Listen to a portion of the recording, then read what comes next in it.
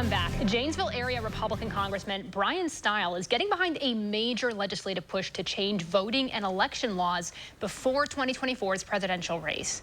Democrats are criticizing it as a nod to Donald Trump's long denial of his loss in 2020. Political reporter Will Keneally sat down with the congressman this week to discuss. And we're speaking with Congressman Bryan Steil. Thanks so much for joining us. Thanks for having me on.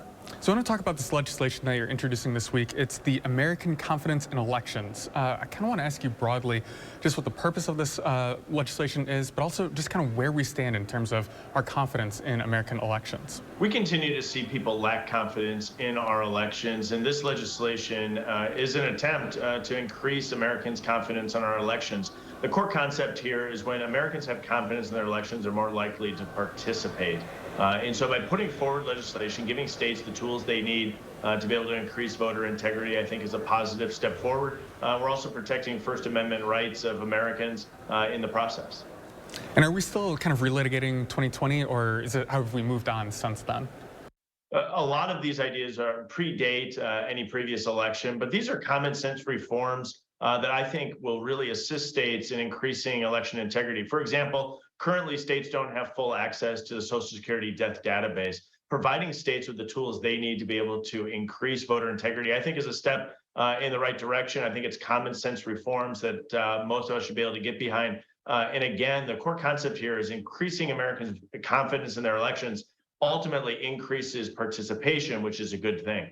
Yeah, and as we're looking ahead to 2024, just kind of interested broadly from your perspective, how this legislation would help instill that confidence, or if not passing this legislation would cause any consternation among the electorate. I think we have some real opportunities here. There's a lot of tools that states could benefit from by being able to have access, things like the Social Security death database, as I referenced, but also making sure that we don't allow partisan politics to put a thumb on the scale. Elections are inherently partisan, but the administration of elections should be nonpartisan, and making sure that we're doing that by preventing things like Zuckerbucks, I think is a net positive to Wisconsin and across the country.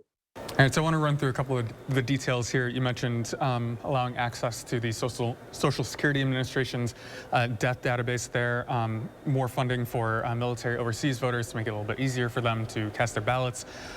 Also, there's a provision that would prevent federal funds to go to states that would allow non-citizens to vote. I'm kind of curious why we have that, where that's coming from, why the attention drawn to non-citizen voting there. We continue to see municipalities and places like the nation's capital allow non-citizens to vote. I believe that American elections should be reserved for Americans. I'll give you an example. In Washington, D.C., next year, a non-citizen, somebody that's been in the nation's capital for only 30 days, think of somebody maybe working at the Russian embassy who's a Russian national. Under current law, that person would be allowed to vote for mayor in our nation's capital next year.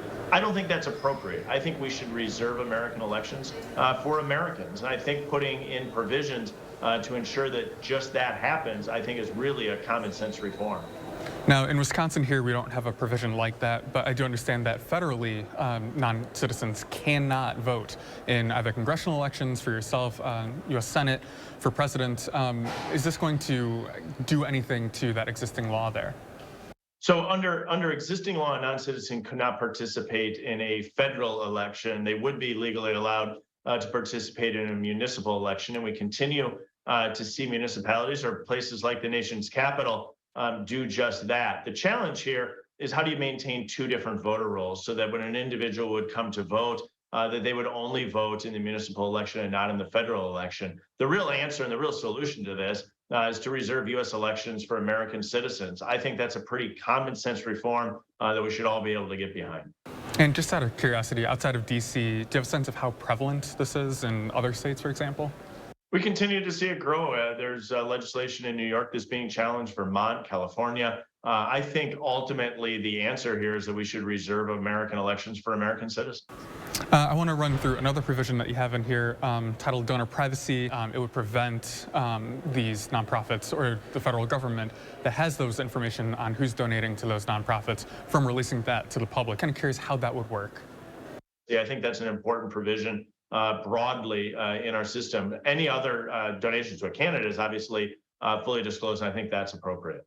And so I obviously come from this as a journalist perspective. We always say sunshine is the best disinfectant. Curious how your perspective is on this, to say that we're not allowing this information to be public. Does that do anything to kind of create less confidence in the transparency of our elections here?